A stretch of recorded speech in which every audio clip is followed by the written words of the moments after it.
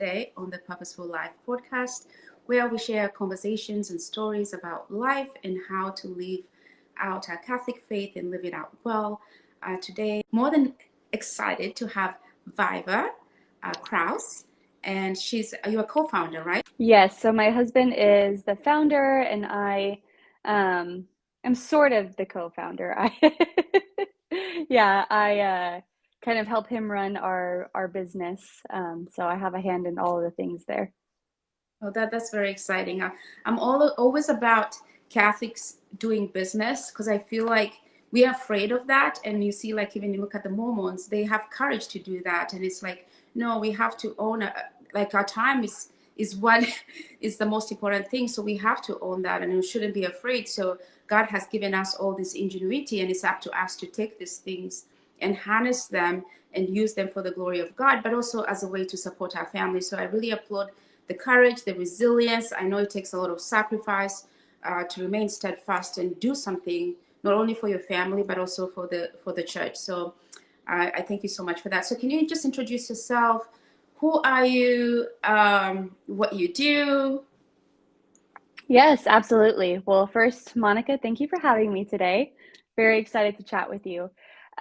So like Monica said, my name is Viva Crouse. I am a wife and mother and a personal trainer and nutrition coach. And my husband and I own the world's first Catholic personal training and nutrition coaching company called HypuroFit.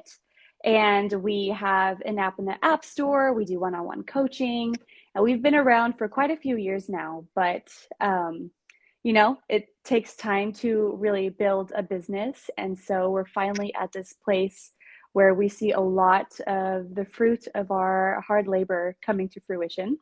And so our family has 3 little kids and 1 on the way. So a mom of 4. And yeah, we really just are so grateful that the Lord has put us on this path to be able to run this business, share this business for His glory, and be able to stay home with our kids while we do it. I'm very grateful for that.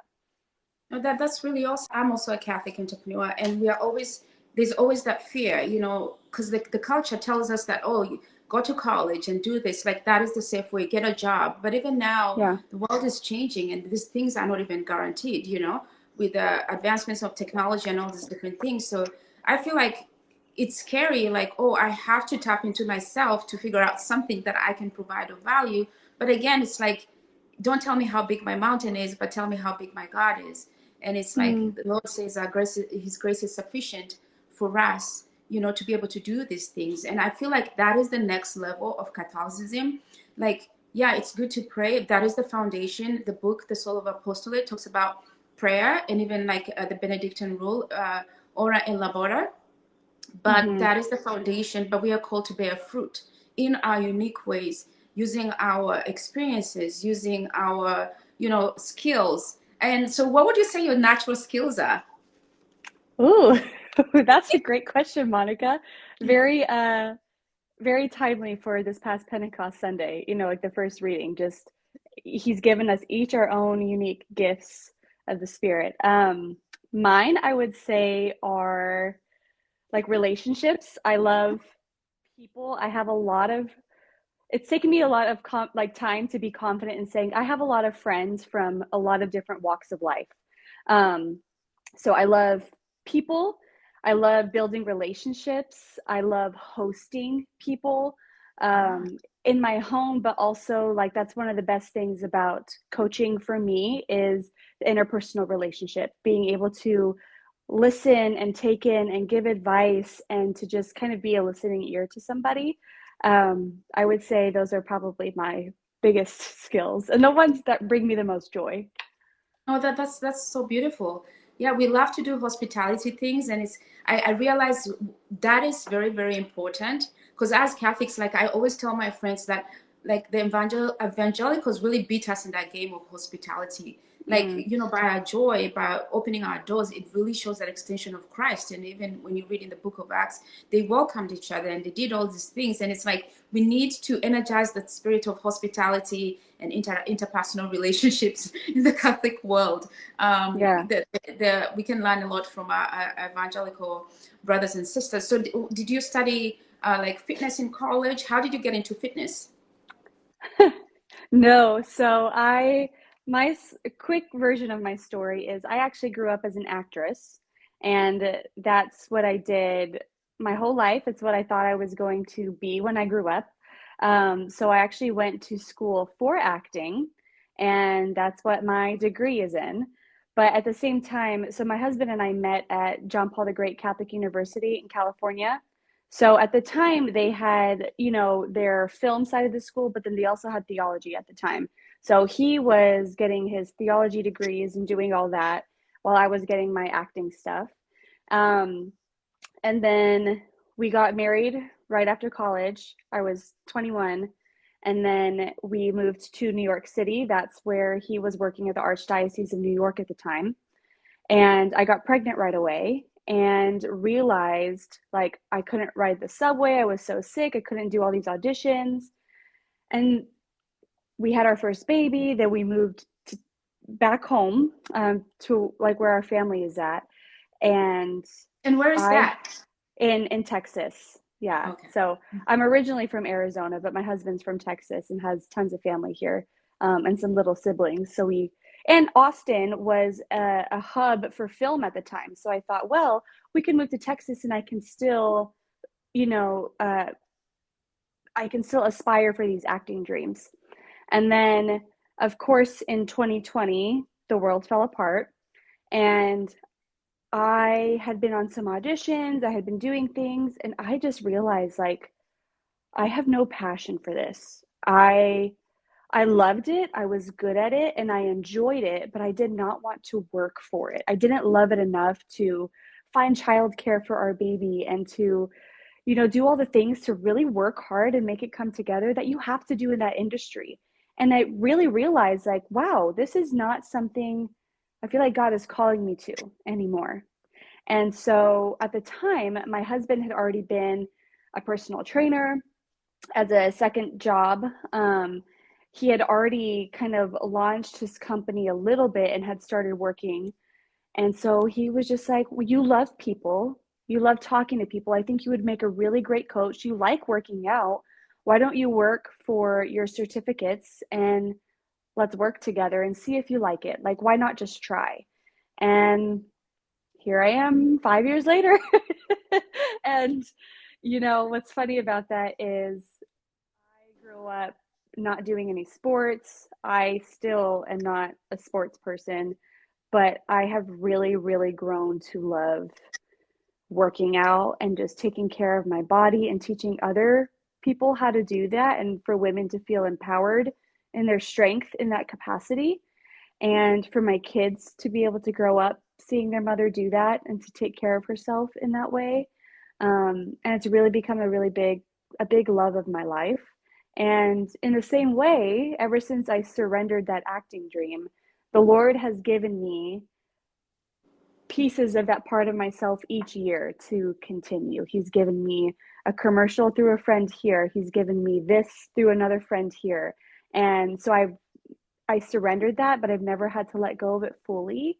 And I've been able to really put a lot of my energy and time into this new passion. That's really beautiful. And I always, like this is the Purposeful Life podcast, and I'm always about purpose. Like, what do you think drew you into acting? Because it's like all of us, it's like, and I always tell people like God has a plan for your life, and He doesn't make mistakes. Those experiences, He doesn't waste anything. Like, what do you Right. think drew you into acting, and what is it about acting that you enjoy or love? Well, I started acting in an improv troupe when I was really young. And so being able to just be out there and create and be silly and make mistakes and know that it was okay, like through improv specifically, I really, really loved. And then when it comes to the training and acting, learning how to listen, learning how to dive into a character and kind of get in the mind of somebody else, I think that really brought out a lot of my empathetic qualities and really strengthened them, which exactly like God wastes nothing. And so I think in that training, he has made me a good listener. He's made me very empathetic, and being able to dive into other people's personalities and what parts of them shaped this character, what happened in their life to make them who they are today, and realizing that that's not just fake acting stuff, like that's real life, you know. Every character has real life qualities, real life circumstances that someone in this world has gone through or is going through. And so for me, I see a lot of that in my coaching and in being able to uh, help others give themselves grace where they need it. But then also being able to do that for other people too. You know, it's made me just very empathetic to other people or where they come from, no matter what their walk of life is and what life circumstances have led them to where they are today. That's really beautiful. And I'm also very passionate about a thing about living an integrated life, meaning Mm. that most people have this thing where, oh, this is my Catholic life on Sunday. And then when they go back, it's kind of a split personality, like a kind of a schizophrenic kind of faith. Mm-hmm. And it seems like I like the way you guys app is very integrated and really rooted. I like the spirituality and the elements that you're adding in there, the theology of it. And it's just so beautiful because that's how we are called. Like Catholicism is a lifestyle. Like it's not something that you just pick and choose a buffet. Like, okay, I'll take this part. Like it should, the foundation is all the philosophy, the theology is there as an anchor, as a foundation, but it's designed to show you how to live your life and live it Right. truly, like live it well. So in terms of your faith, how come you seem to, I mean, to be able to work at that level and what you guys are producing through the app, I feel like you have to have that understanding, the depth in your heart and in your mind. And that I love also the idea of the whole person, the mind, body, and soul. Like, what was that journey for you to really absorb your faith? I mean, and even making a decision to go to a university like John Paul University, I'm assuming, was that your parents' decision, your decision? Like, what was that journey of faith for you to, of course, we're always growing, but in that place where you make it your own and you own it and allow it to inform your life and your decisions? Yeah. Well, I grew up as a cradle Catholic, so went to mass on Sundays. But if I had a show, you know, performance on a Sunday and I had to miss mass, it wasn't a big deal. Like I genuinely didn't know that you shouldn't miss mass on Sundays, you know. And so, and you know, I don't think my parents really knew the gravity of those situations either. Like we just weren't very well evangelized or catechized. And but I grew up, you know, in the church, and I always told everybody, well, I'm Catholic, and I followed the rules. I just didn't really know why. But I think by God's grace, he made me follow the rules. Um, because when it came to my senior year of high school, I had all these schools I was going to audition for and go. Um, Part of it, genuinely, of choosing John Paul the Great Catholic University was because it was an easy in. I didn't have to do a big audition. It was in California and it was Catholic. And I had told my mom, I would love to go somewhere where I can at least study religion too, because I don't know a lot. She was like, that's a great idea. I was like, yeah, it wasn't this huge kind of light bulb thing. It was just something I mentioned to her. She found this school online, was like, why don't we visit it? And I did, and it was small and it was cute and I liked it, you know, kind of. There weren't these big magical moments, but looking back, I really think the Lord put it on my heart to go there. And I almost left my first weekend. I was so afraid that I wasn't going to fit in, that I wasn't going to be Catholic enough, that I didn't know enough. And my roommate, who stayed my roommate all 3 years at the college, she told me one night, she was like, I was like, Megan, but I don't know what a relationship with Jesus is. I don't really know how to pray. Like everyone's talking about that during orientation. And I'm like freaked out. She was like, well, you can always just talk to the Lord as a friend. That's what I do. And, you know, you and I can always go to adoration together. You can sit by me at mass if you want. She was just so, this makes me emotional because she was so gentle with me and just so, uh, she was just such a calming presence in my life those years and just really affirmed, like, you don't have to be some perfect kind of Catholic to fit in. Like, nobody's perfect. We're all going to be learning while we're here. And I decided to stay at the school. And praise be to God, because then weeks later I met my now husband. But it was in that journey through college where I really learned what personal prayer was, what a relationship with Jesus was, what the Mass really meant. And that was because not only did I get to do acting classes, but I got to study some theology, right? That was part of our degree and classes that we had to take. I joined, my husband was the leader of like the campus ministry at the time. And so I joined the worship band with him. We did adoration together. And he was the one that really taught me, like, what is personal prayer? What can that look like? What does it look like to have a relationship with Jesus? He's the one that made me go to confession for the first time, since I had no idea when the last time I went, because I didn't know it was important. And we had just started dating, and he had really pushed me. He was like, if you don't remember, you should probably go. I was like, well, I've done nothing wrong. I'm not a bad kid, you know? And he was like, it doesn't really matter. You should really go. And I was so afraid, but I look back and, I think the Lord really used our friendship at the time to really draw me close to him. And so throughout college and just throughout our relationship, our friendship, and then our dating relationship, my relationship with Jesus grew simultaneously. Yeah. So And I say, make good friends. Like, make friends who are going to help you get to heaven, yes, Especially now we're in a culture where there's so much usury and exploitation. It's like, right. look at your friend. If your friend is not leading you towards Jesus, that's how you know. Like, you need to cut that off. If they're leading you away instead of towards the heart of Jesus, then you should know. So, and like, help me understand, like, Mm-hmm. how do you develop, because that relationship with Jesus. A lot of people say, like, or like in the evangelicals, it's easy to say that. And now I do understand how important, like, I designed a planner to root you into that, like developing a rule of life and prioritizing your mission and all these different things.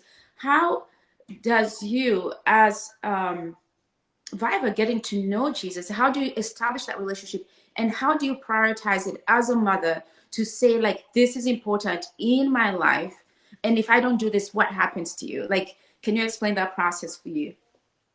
Yes, for me, it has been a very difficult process, if I'm honest, because I always feel like what I'm doing is not enough. And I know I'm not the only one that feels that way. And that my personal prayer doesn't look like this big journal like all these other girls at the college did. And, you know, um, I don't always hear him speaking all the time. And I'm distracted in my prayer with my kids. And, so for me, I really had to learn that my prayer might look different in different seasons, but that doesn't mean that my friendship with the Lord has to change. That his door is always open and I just have to choose to walk in. Even if that's for 5 minutes, because then my kid got up earlier than expected.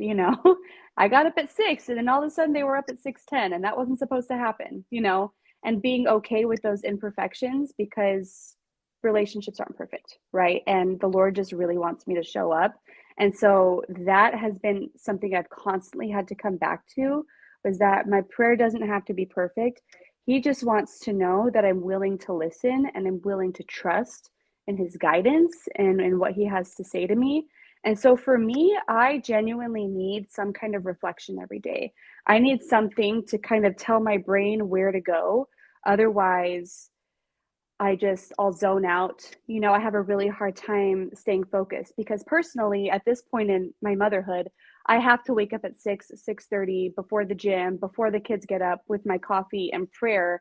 Otherwise, I know that it's going to be so much harder to get done that day, or I'll be getting it done. My kids will come up and ask me questions and I'll act very bothered. And I don't like showing them, well, mom's in prayer and you're bothering me, right? Rather, I should invite them into that personal prayer time. But it's very difficult for me, because if I feel like I haven't gotten that me time with Jesus, my whole day feels offset. And if that continues day after day, week after week, because that happens to me often, I get off track and then all of a sudden it's been 2 weeks since I've opened my reflection, or since I've opened the Bible where I last left off.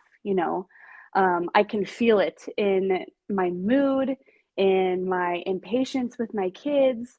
and in my ability to stay disciplined in other things. Once one pillar of my life kind of starts to deflate, the other ones start to as well. And so prayer really roots and anchors me in what I have to do for the day. And I'll tell moms that I'm coaching too, because we do talk about prayer, because it's part of our life as mothers, and as mothers who want to take care of ourselves.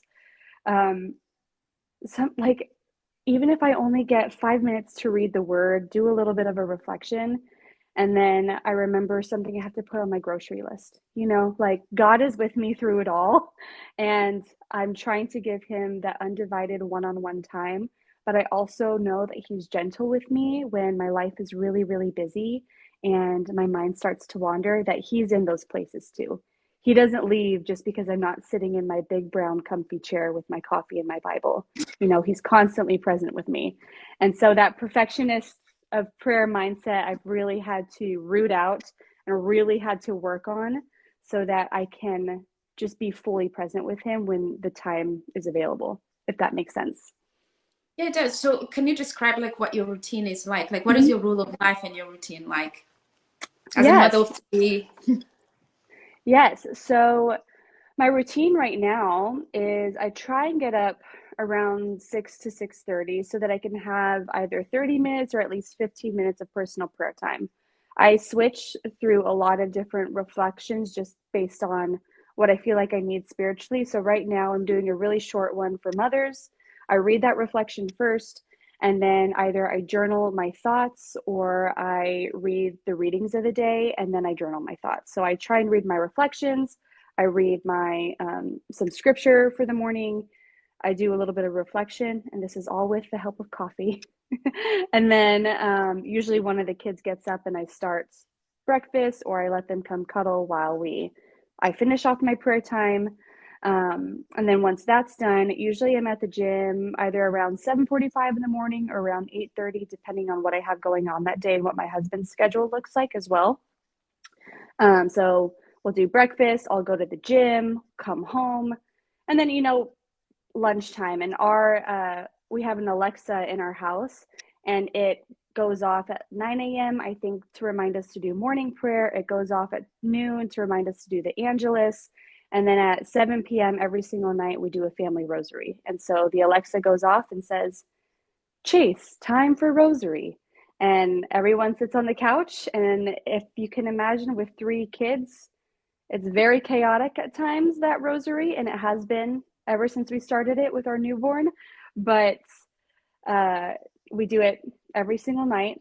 And so that's kind of the pacing of our day. And then, of course, there's chaos thrown in there. But usually I try and start my day in scripture. And then at the end of the night, when my husband and I finally have some alone time, we do a prayer together at the end of the night before we go to bed. So we try and do family prayer interspersed throughout the day, and especially trying to make it a part of our normal routine, but then make it a part of the kids' normal routine. Because sometimes the alarm will go off and it'll say pray the Angelus, and I'm ignoring it. I'm trying to get lunch cleaned up or whatever it might be. And my 6-year-old will be like, Mom, we haven't prayed it yet. I'm like, oh yeah, sorry. Let's pray it, I guess, And so those are just like small habits that we're trying to establish in our household. No, but that's really beautiful. And I like that the fact that, sometimes we're worried like there's too much technology, but I'm just so, I applaud the fact that you're using technology for a good thing, to remind you. It's like, we're going to take this technology and we're going to sanctify. You're going to remind us to play the Angelus. So that is really beautiful. And even Father Rippiger says, like, a lot of people go to him and ask, like, oh, I need a like exorcist, or like, what is your prayer life like? Like, if you don't have a prayer routine, like, that is already like enemy territory. So you need to, before you need spiritual direction, I need you to have a routine for like a prayer life.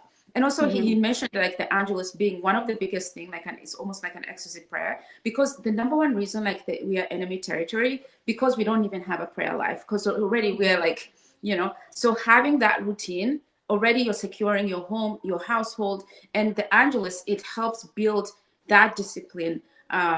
And so you find like most people even have like liberation from, if they have like spiritual attacks or whatever, from just maintaining that routine and saying the Angelus. So I really applaud your family for using technology, but also instilling that prayer life. Because like I said, I'm all about the integrated life, and I didn't know these things. I had a conversion. I didn't know how important prayer life is. Like you said, the peace that you obtain from it, the balance, and being present throughout the day. Like a life is not split.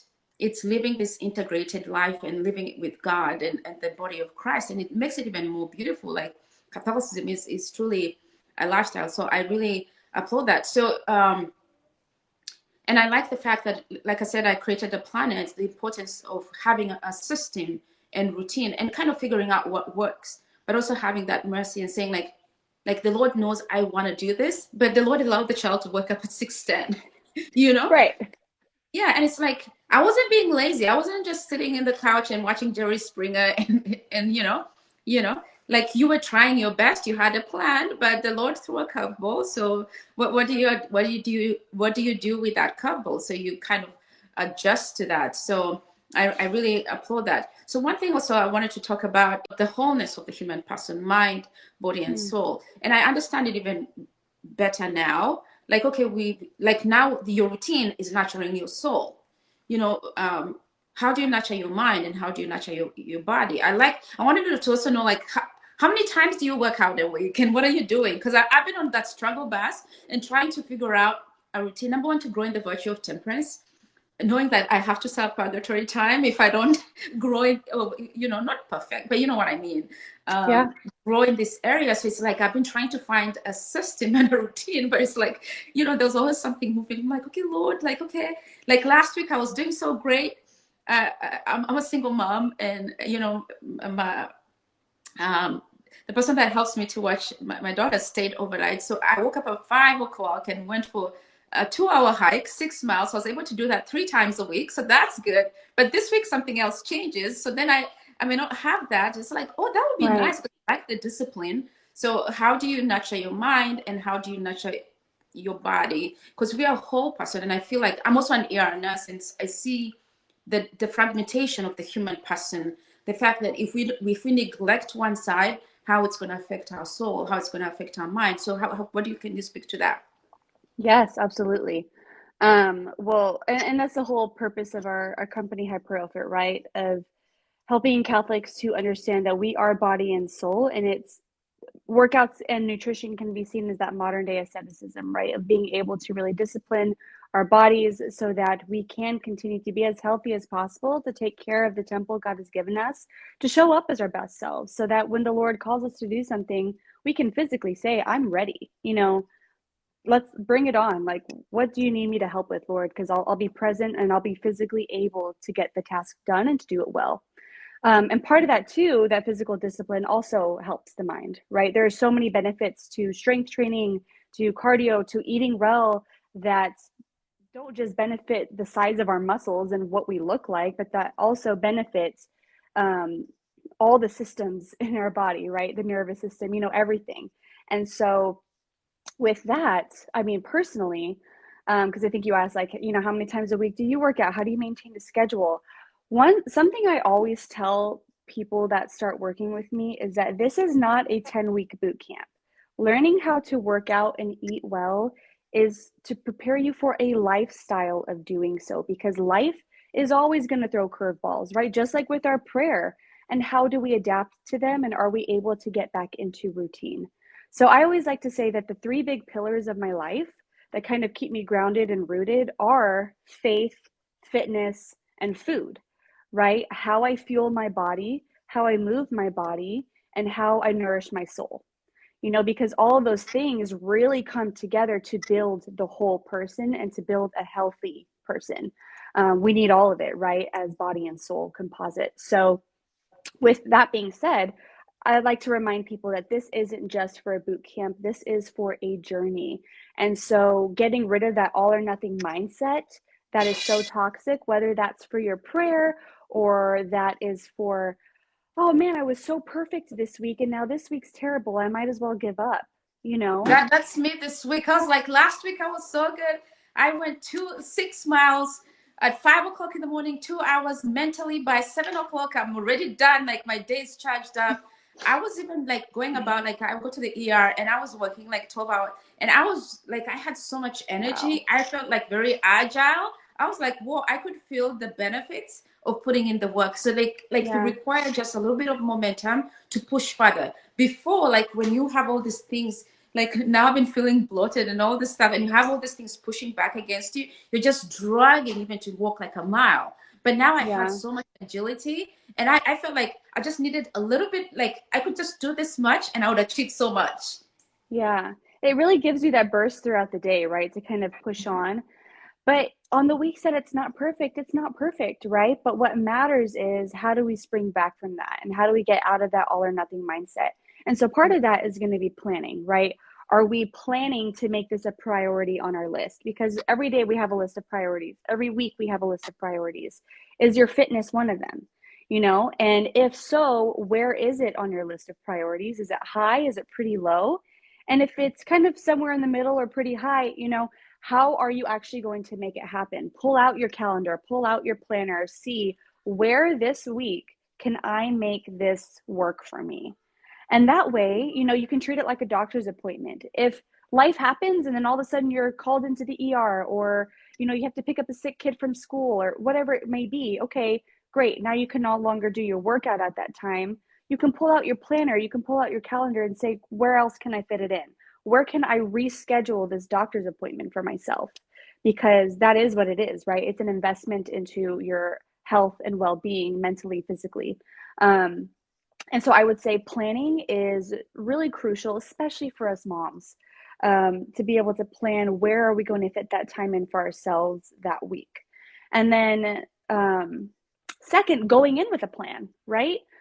Knowing what you're going to do when you get to the gym, or joining a workout class and pre-scheduling, knowing, okay, I'm going to the 8:30 on Monday, Wednesday, and Friday this week, you know, or knowing what home workout you're going to be doing because you have an app and it's going to tell you exactly what you need to do.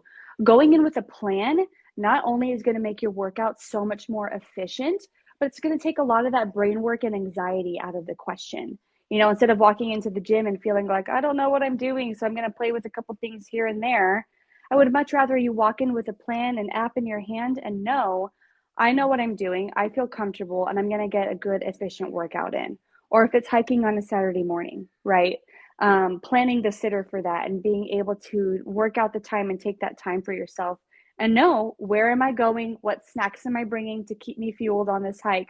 You know, things like that. So I think planning for it and then going in with a plan is going to be really top priority. And for us specifically, I have gone through many seasons of working out at home, working out at a gym, doing a gym class, you know, like at a camp or something.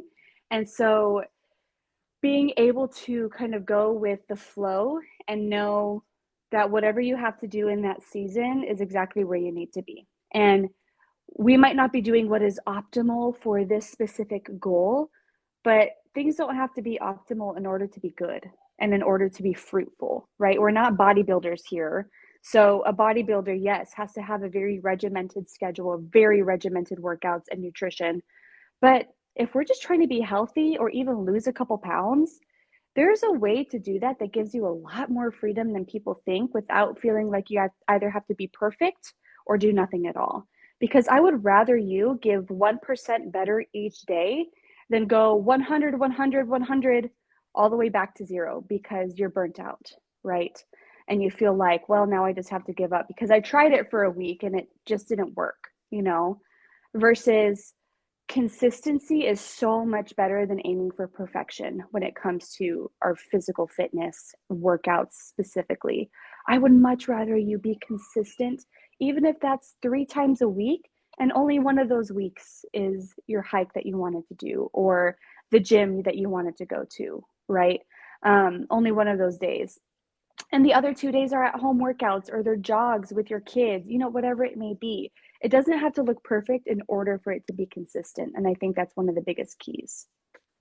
So what is your workout routine like? Yeah, so mine right now, I'm in my second trimester of this pregnancy, and so it has changed a little bit from the first. So I normally was working out at the gym about 5 times a week. Um, I'll do a different split of upper body, lower body emphasis, and then maybe some cardio. But then I also just joined like a boot camp that has childcare. That way this summer I'm able to bring my kids with me. They can go to the childcare and I can just get the class done. And I wanted to do that for my cardio. So right now I'm at that camp about 3 times a week, and at the gym, either our home gym or the local gym, twice a week, so that I can work on my lifts and then also work on my endurance in my cardio. So I try and hit about 5 times a week. More often than not, it ends up being 3 to 4, but that is still really good for me, especially at this stage of pregnancy. So not every week is going to be perfect, and I have to battle that mentally with myself. But I know that showing up, even if it's not perfect, is going to benefit me so much more than the negative self-talk of, well, you didn't go enough this week, like, well, Yeah, that's me. I still showed up 3 times. That's Yeah. pretty awesome, and so giving yourself grace there. But yeah, so that's my current workout routine. I try and do my big lifts in the gym for my upper body and lower body, and then I try and do most of my cardio at the boot camp because I need someone yelling at me to push me to do cardio. Yeah, that's why I love the hiking, because I feel like you still get the challenge, and you're climbing, and so you're getting that mental clarity, and you're able to move, because it's like you can't turn back, and it's like you're forced to kind of like, that's my yelling that I get. So it's like I Yeah. can't go back, so it's like I have to keep digging in. So I mean, so what would you comment about nutrition? Like, I for one struggle with bread. Like Hmm. I love bread, and it's like I've been trying to lose weight. Like, what would you tell somebody, like, because ultimately at the core of it is we want to grow in the virtue of temperance. So Right. it's like, what would you tell somebody who's struggling in this area? Like, because I feel like they say like the percentage, a bigger percentage is nutrition, and a certain percentage is the workout. So if you master your food, you're able to conquer, or at least, move towards your goals. Because actually, so in terms of, when you're talking about like growing in virtue, it's the passions. The food is about the passion. So I mean, what would you say to that as a coach, and growing in those virtues? Yes. So food is a passion, but it's also fuel and it has a purpose, right? But when a lot of people think about weight loss, they think about cutting out all carbs, all fats, and just doing a bunch of cardio versus there is a strategy to really good, efficient weight loss. And a lot of that starts with building muscle first, priming your body to be able to lose the weight in a healthy way and then keep it off, right? So it's not necessarily that bread is bad or that we could never have birthday cake again, because I personally, I think would die if I could never have frosting again. Like that is I could eat tubs of frosting every day. Okay. Uh, um, and cookies and cream ice cream. So there's a time and place for certain foods. And it's also okay to say that if you are in a weight loss phase, that you're having less of some of those fun foods. That is okay to say. It's not bad diet talk. I think there's a lot of that throughout the years, like, oh, you should be able to eat anything you want and do all of this, like it's all okay. Versus if you do have a certain goal, we have to be realistic about the habits that have gotten you to where you are and the habits that need to change and be sustained to get you to where you want to be. So my goal for everybody is that 80-20 lifestyle, right? 80% whole foods, nutritious foods, 20% fun. But 80-20 isn't every day, nor is it every week. 80-20 is like on a month by month basis. Like if you're at a birthday party or a baptism party, have the cake, have a glass of wine. Okay, that's not going to hurt you throughout the month. If we're doing that every day or every week, yes, that's going to add up, right? So that 80-20 lifestyle is what we really want to aim for. But in order to get there, sometimes we need to learn different nutritional disciplines, right?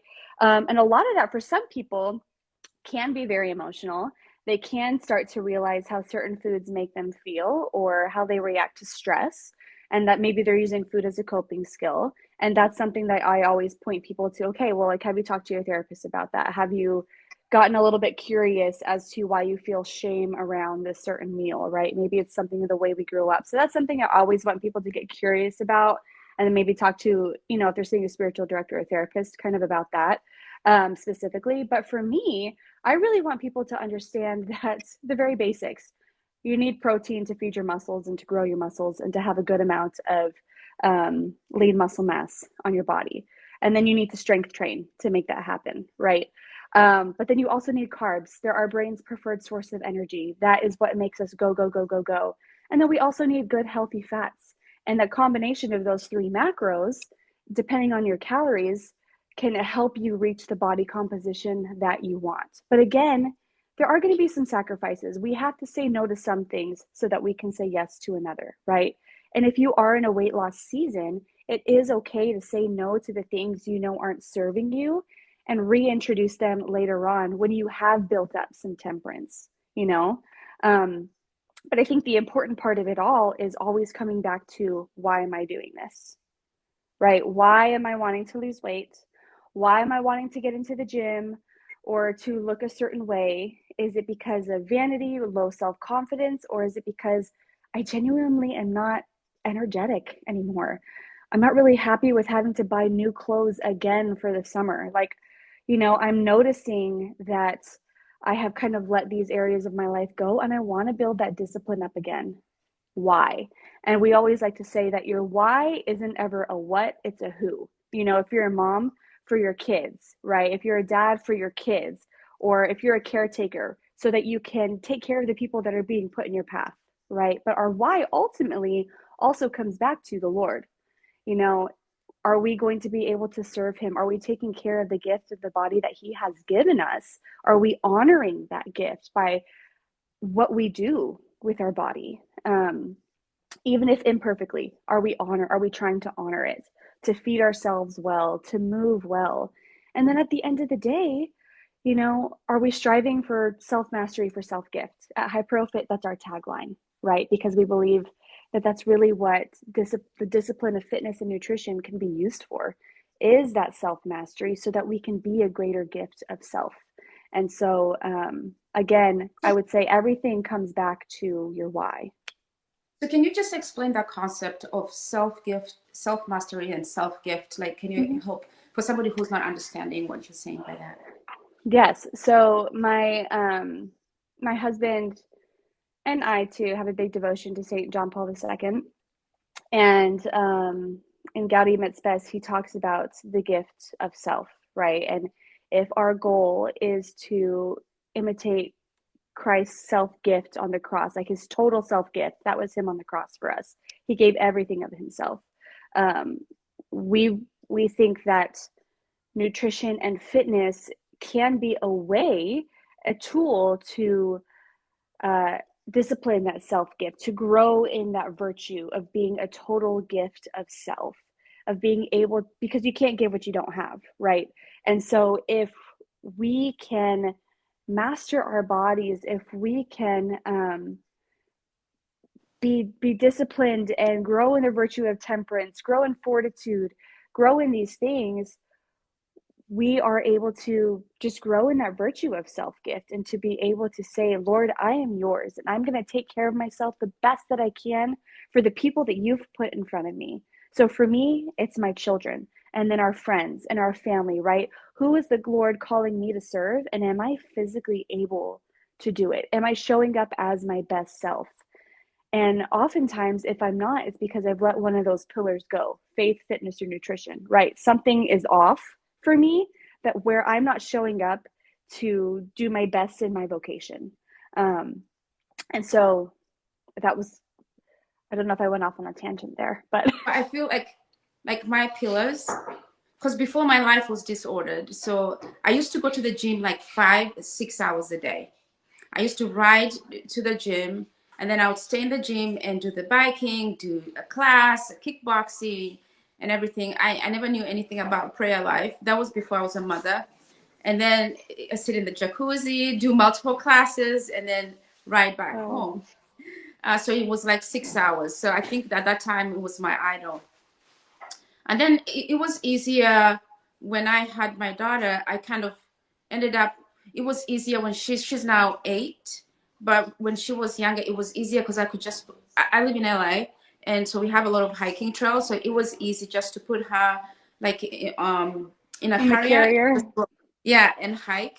And then it was easier to moderate the food, because like I could just measure my like portion my food. But now like she's at a different stage, and then like she doesn't want to go hiking. Then it's like you're trying to balance all these things. Yeah. So, but yeah, my life was disordered then. Then I had a spiritual conversion. So now it's like my daughterhood, meaning like my prayer life, like prioritizing my intimacy with God and prioritizing my motherhood and my mission, which is my work and everything. So I had health and fitness like number four. I mean, I think Mm-hmm. it's the same thing that you're saying, because I was just figuring like, so how do you? Because I have mothers who get overwhelmed with Mm-hmm. everything, and they're just like I come home and I don't know what to do. Like, how do you like laser focus on those things? Because you didn't mention motherhood, but of course you're a mother. So Mm-hmm. like, how do you like weave it in? I homeschool, so then it's like now I have to prioritize that. So it's like, but you have those pillars, so how do you weave in your motherhood throughout all of that? Well, yeah, I think motherhood encapsulates all of it, right? I don't have motherhood as a separate pillar because it's in everything I do, and it's the purpose behind what I do, right? I want to grow in holiness. I want to have a better relationship with Jesus, not just for me and so I can get to heaven, but for my children, for my husband, for the people that are in my household. I want to be strong, to be fit, to be healthy, so that I can live a full, vibrant life, not just for me and how I look, but for my husband, for my children, right? Everything comes back to them. I want to eat well and nourish myself well and nourish my family well for them, So everything, all my pillars come back to my motherhood and to the vocation God has put me in, right? So it all comes back to serving Him. And so, but very practically speaking, I mean, we homeschool too. We're just going into first grade, and we're going to start a co-op actually, because I realized with work and my mission, here talking to you, doing my work as a coach, being a stay-at-home mom to almost 4 kids, and taking care of the household, my own prayer life, my own health. It's all a lot. And so we're doing a co-op this next year so that I do have like 2 days where I can dedicate more to work and then really be present in my motherhood, in my other days, so that work isn't taking over in my life. And so that I can still enjoy homeschooling while having a little bit of help with it, right? Because we can't do it all by ourselves. Everybody needs a little bit of help in some aspect or another. Um, and, you know, like I said, everything just points back to my motherhood, and being able to show up for my kids as my best self is really, really important to me. And I know that if I'm not taking care of myself spiritually or physically, I'm not putting my best foot forward for them. I'm not in the right headspace. I'm not physically able to do as much with them. I want to be able to run and jump and play for as long as possible, even with my future grandkids, God willing, right? And a lot of that starts now. It starts with what I'm doing to take care of myself now. And I love that you speak to the overwhelm of motherhood, because we do. We get overwhelmed with all of these things that we should be doing, right? Um, and yet we feel like we're drowning. We're like, well, I don't even know how to prioritize that. And I really want to encourage moms, if you feel that way about fitness, to understand that there is no one right way to do things. You can work out on the floor with your kids and they can jump on you, and it might not be as efficient or your alone time, but you can still get it done, and something is better than nothing. It's like the prayer in the morning when I get interrupted when my kids wake up extra early. Okay, Lord, well, you had 5 minutes of quiet time with me, and now we get to do it with everybody. Something is going to be better than nothing. Um, and to remember that if this is important to you, you can find a time for it, and it might not be as perfect as you want it to look, but that's okay, because we're not aiming for perfection. We're aiming for consistency, and we're aiming to show up for ourselves so that we can show up for our kids and to pass these things down to them, right? We want to pass down this legacy of virtue and of health and of a happy household, you know, all these beautiful things. And of a strong faith and of a mom that prays and takes care of herself and finds joy in doing those things. So, we know when asked about, you know, how do I weave my motherhood into all of these things? One, I have help. My husband is like my number one helper. I'm so grateful for all of his help. My mom is able to help me sometimes, or if not, we hire a sitter, just like you were talking about. Like, I have someone to come watch my kids so that I can do things like this, you know, and then give my full attention to them afterward, you know. So I think having help is such an incredible thing, and that something I wish every single mom has access to. But then I try and make everything about my motherhood. It's not about me, you know. Um, at the end of the day, it's just not about me. It's about my vocation, my kids, my husband. I go to a quote unquote traditional community, and where there's this one idea of what motherhood is about.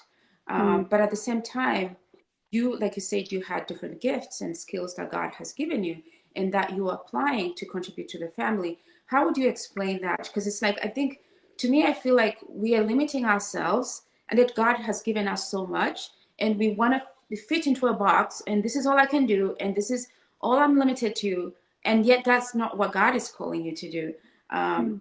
you know, like what does that motherhood look like for you? Like, why are you limiting it to I'm here to bath children and feed them and keep them going to sleep, but I cannot contribute to the community? Because this is what you're doing. You're extending yourself. And it's like, is it taking away from your life as a mother? Is it taking away from your life as a wife?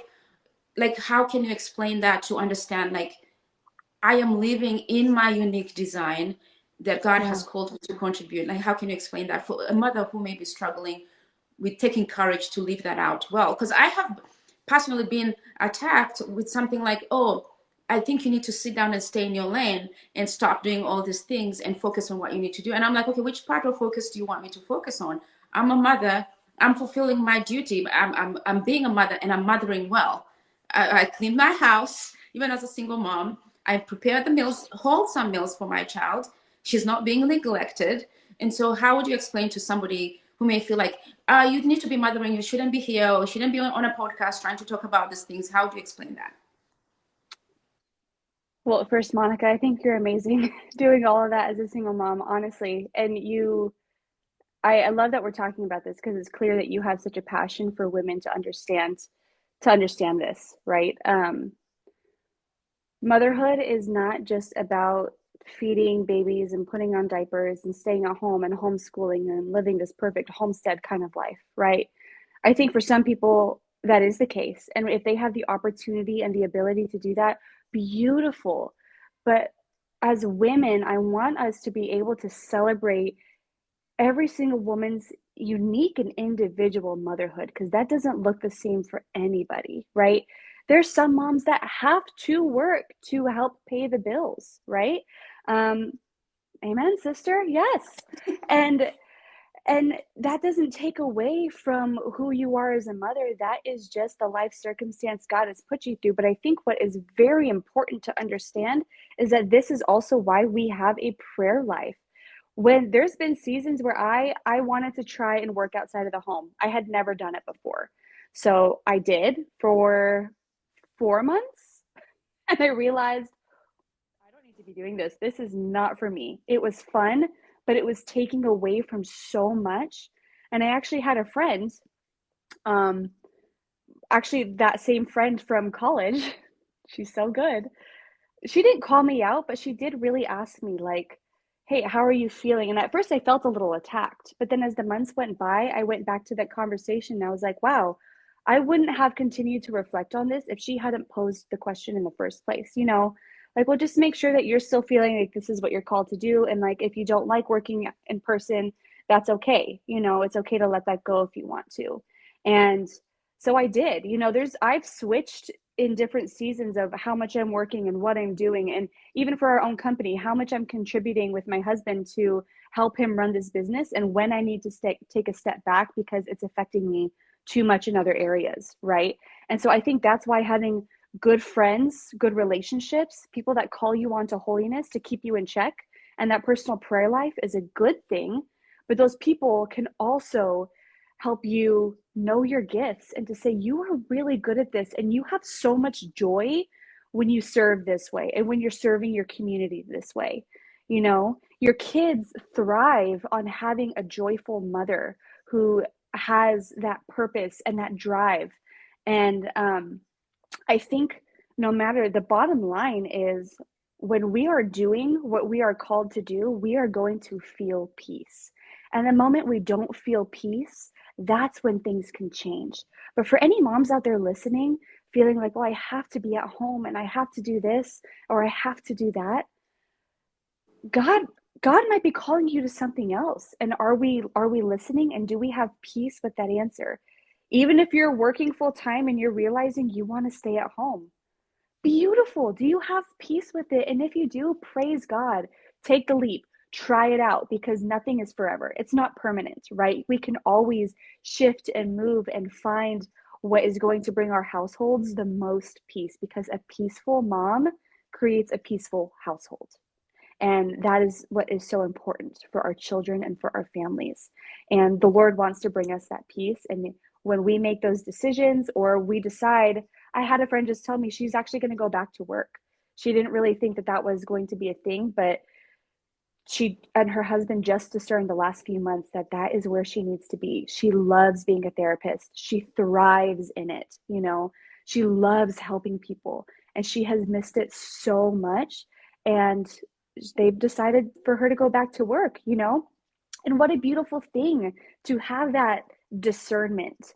And to, I mean, that's why God gave us the ability to discern with him, right? And so that we can really discern, where is he calling us?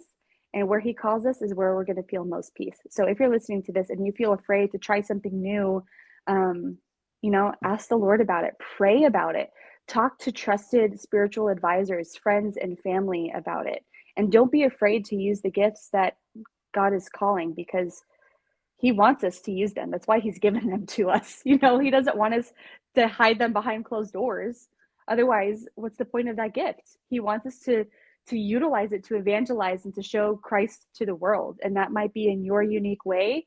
And maybe that is you being at home with your kids and hosting all the time and doing all those things. And maybe it's you in the workplace, you know. Maybe he has a special plan for each of us. So that's what I would say in a very long-winded answer. Yeah, no, because even just looking at my own circumstances, like I'm an emergency room nurse, and I have tried to quit the emergency room for the last 9 years. And the Lord is like, come back, come back. And I'm like, Lord, but you know, I'm a single mom and I need to be home. It's like, okay, I'll provide this. Okay, but I need to homeschool. Okay, this is an option. And also being able to be present and discern and see the opportunities that he's bringing, like, the graces that he's giving. Like, okay, here's somebody who can help you, that in the meantime, because my mission was born from being in the ER. Why is the Purposeful Life Podcast? Because seeing a lot of people, young people, are depressed and suicidal because they lack a purpose. And I question myself, like, why are they depressed? It's because they don't know who they are. And so that's how all of my mission was born, from that, from being in the ER, seeing like the loss of hope. And 99.9% we're baptized Catholics. And it's like, why is this a crisis in the Catholic world? We don't know our identity. We don't know our purpose. And now we are here.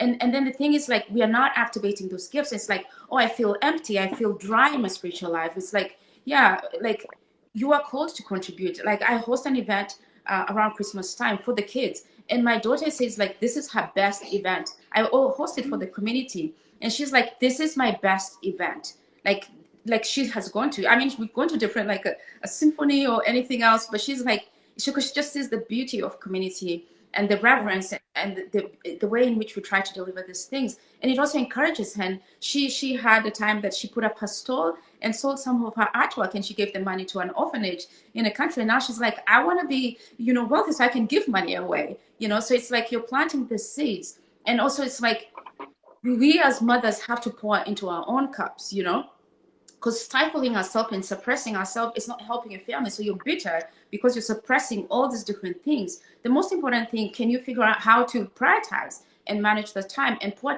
into these things, so you're not neglecting your vocation, your motherhood, or being a wife. But so as long as you're able to lean into the support system that God is providing you, and creating systems so you can be able to pour into that. because God give you those gifts just to hide them under a bushel. It's like, no, use those gifts. I do have a Substack that I share my reflections, and it's like, if that somebody can benefit from those reflections. So it's like, no, I'm fulfilling my obligation. My daughter's not being neglected. She was sitting right here. She just stepped out, but she was sitting right here when we were recording the podcast, and she's seeing those things, and they are taking notes. And she's like, I do it for the love of God. So it's like, why should we stifle that? Of course, we don't want to have that mindset where, like, it's like, oh, this is all I care about, or I care about my career. That's not the point. But it's like, we're called to serve. And I think there's a book with the Blessed Mother, The Life of Mary. I think when she was a little child, as told by the mystics, she talks about the different ways she served in the community, because it's an extension. We're called to love God and love neighbor. And through our gifts, we are being the hands and feet of Jesus in the world. So as long as we're not neglecting our vocation, our duties, and we're bringing that joy into the world, I think God would want us, because at the end, we'll answer to God, not to our humans, but Right. of course, charity is to humans as well. But again, our obedience is to God. And I think in the book of Acts, it talks about we should be obedient in all things, be obedient, but at most we should be obedient to God and what he's calling us, and have the courage to pursue that. So I really applaud your courage for your family. And I love what you're doing, because I've been trying to try different apps. And so through your app, I'm a subscriber, guys. And so I found a perfect workout for mother with my schedule. So I was like, oh, I can only do 2 days. Like, how many days can you work out? I'm like, 2. Let's start with 2. So it's like, okay, I have my routine for 2 days a week. I was like, oh, okay, this is doable. We can work with this. And I don't feel the pressure like, oh, I need to do all of this. Yeah. So I'm very grateful. And also the fact that you guys also add, that the formation, the spiritual formation and stuff like that, because it's just very beautiful. So can you talk about your app and what you're doing and how you help people onto this journey? Sure, absolutely. Well, first, thank you for being a subscriber and for being on. Yes, so we have an app in the App Store, the HypuroFit app, and it has, just like you're downloading any other fitness app, except for the fact that it's Catholic, which makes it awesome. So we have programs for everybody in every walk of life, right? So you can download the app, you can track your nutrition on there, you can chat with either Chase or I, we're the two admins on the app. And so you do have access to ask somebody, a real person, a question if you have a question about something going on. We have a community board. And so a bunch of people in the HypuroFit community, Chase is always posting reflections. Our other coaches post questions and reflections as well. And then people interact, so that you can see that you are not alone in this journey, that this is a community that has your back and that is walking alongside you. But then with the programs themselves, we have gym programs, we have home programs, whether you have weights, whether you don't, whether you're a total beginner or you're super advanced. So we have programs for everybody. We have a postpartum program, we have a 60 and up program for older people, and everything in between. So you can even put, like Monica said, you can put in like this little form, and it'll will help you choose based on what you said in the form, what program we think might fit the season of your life, right? And that's the thing, is you don't have to be working out 5 days a week in order to be healthy or to reach certain goals. Again, consistency over perfection. You can do those 2 days a week, and you can start small. And I would build that confidence. And then as your schedule allows, or as seasons shift and change, you can always add more. So our app has all things fitness, all things nutrition, but then it also has an education section where we also have like theology education. We're coming out with some new stuff too, which is exciting. Keeping that under wraps. Can we get a glimpse, a whisper of what that is? We have some new formation things coming out that Chase is filming, and he's working with some other people on as well, like some theological formators, like theologians and stuff. So to kind of help participate in the education and theology formation, the spiritual formation of the app as well.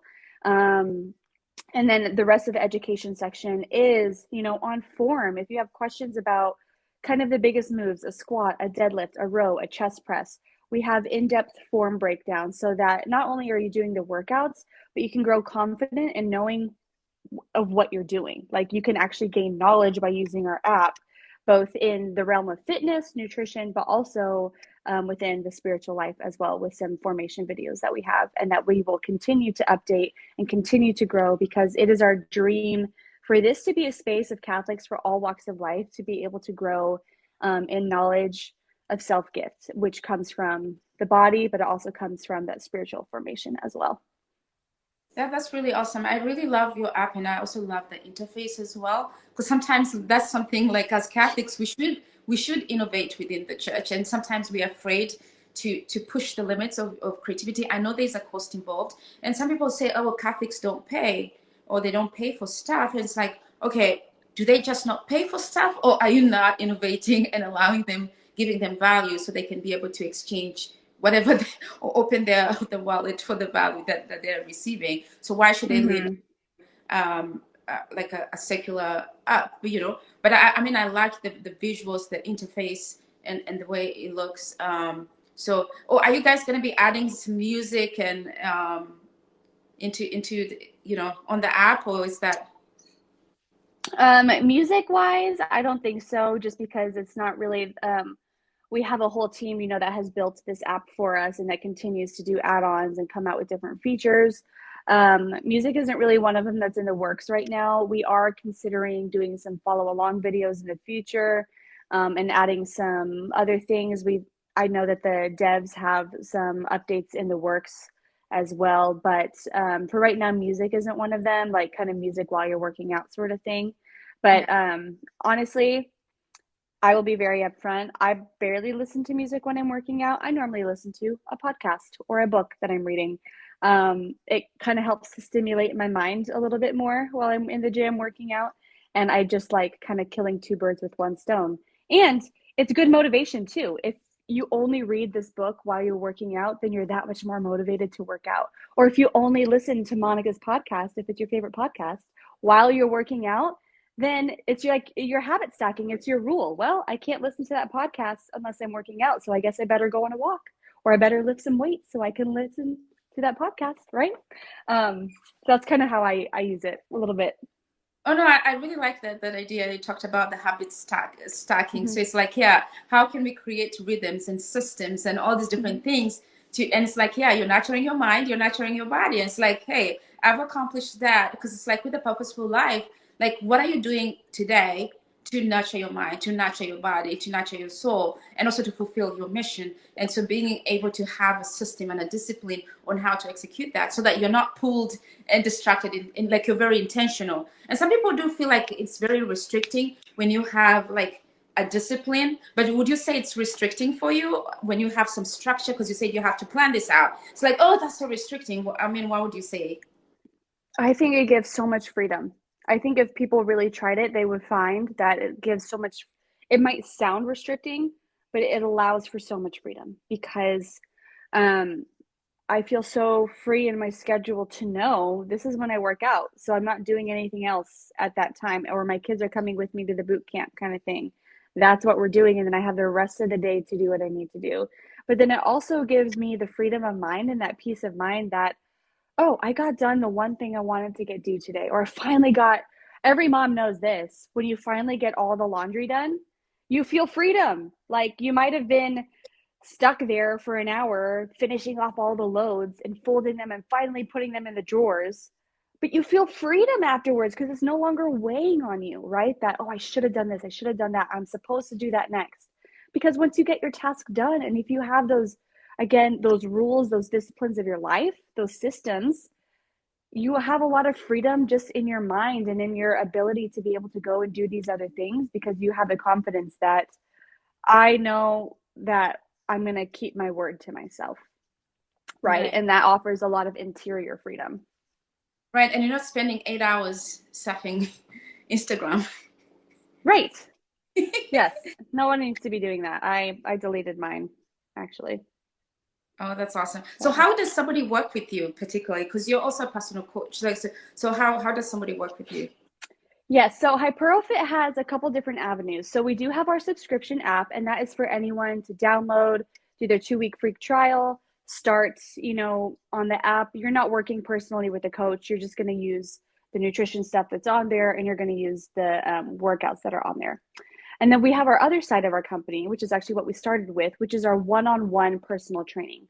We have, I believe, 10 coaches with us as a total, as a company. So it's not just my husband and I. We have other male and female rock star coaches. They're incredible. And so we work with clients one-on-one as well through either monthly, bi-weekly, or weekly check-ins. And that is when your coach is going to create a personalized plan specifically for you. And so that's a fitness plan, that's a nutrition plan, and then those check-ins are where we make sure that we're learning, we're growing, and we're also staying on the right track with that plan, right? So if you want someone to hold you hyper accountable, if you want someone to write you up a plan that is specific to your needs, your goals, whether that's for fitness or nutrition, that is where one-on-one coaching would be really, really beneficial for you. And so we offer both, right? We offer the subscription model, but then we also offer our one-on-one coaching, which is you and a coach pairing together and working one-on-one to reach those specific goals of yours. That's awesome. So besides the app, is there any way if people want to know more about what you're doing, how to connect with you? Yes, absolutely. So you can find HypuroFit on Instagram. It's just at HypuroFit. My account is still up and I can still see messages. So if anyone ever wants to message me at Viva Crouse, you can. My husband also has his personal Instagram as well at Coach Chase. But then you can also just head to our website, www.hypurofit.org, and I can have Monica link that in show notes for you guys. And that website has everything, right? It's super organized. It's going to walk you through exactly what we do, how we do it, how you can get on board, whether that's through the subscription or if you want to put in an inquiry for one-on-one coaching. It's going to have you book a call with one of us so that we can do a little bit of a free discovery call with you, get to know you, your goals, and then hopefully pair you up with a coach that is going to be the right fit for you. And so again, you guys can always check out the website, the chat box there, the email there at the bottom of the website as well. So there's tons of ways to get in contact with us, and we're always here to answer your guys' questions. Well, thank you. Thank you so much, Viva. It's been such a blessing, and thank you so much for sharing what you do. And again, I cannot applaud the courage and the resilience to do this because I'm a builder, Catholic entrepreneur as well. And I know, that's why it's the love of purpose. And it's like you have to know your why. And your why has to be strong enough for you to want to keep going on. Because it's like if it's just something frivolous, it's easy for you to give up because there's so much coming against you. But having that why, which you guys have found that why, and to who, in both helping other people, but also for your mission as well. So it's such a blessing. And we need to see more Catholic witness of that and stepping out in courage and doing things for the glory. I mean, imagine there's 1 billion supposedly Catholics in the world. If imagine all of us stepped up in confidence and courage and did that one thing that God has called us, and we are not hiding our gifts and stepping out and serving in our unique ways that God has called us, and also supporting the families. It's a blessing. I admit some people may misunderstand it, thinking like, oh, it's about transaction. It's not about that. It's more about the value. But at the same time, if a family deserves to be paid for the service, right. It's only fair that we can. And when we are already paying for these services anyways, so why should we not put back into the kingdom, which is even more meritorious? Instead of going and paying for a secular app, why shouldn't we pay to a Catholic app and contribute the family? And so we are adding more merit that way, that we are supporting a Catholic family and they're supporting the church. So it's like, talk about stacking up merit. So yes.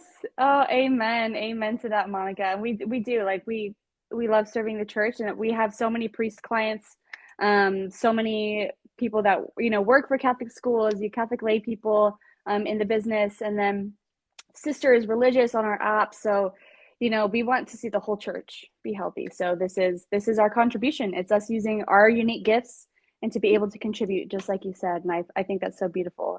Amen to all of that. Yes. Yeah, thank you so much again.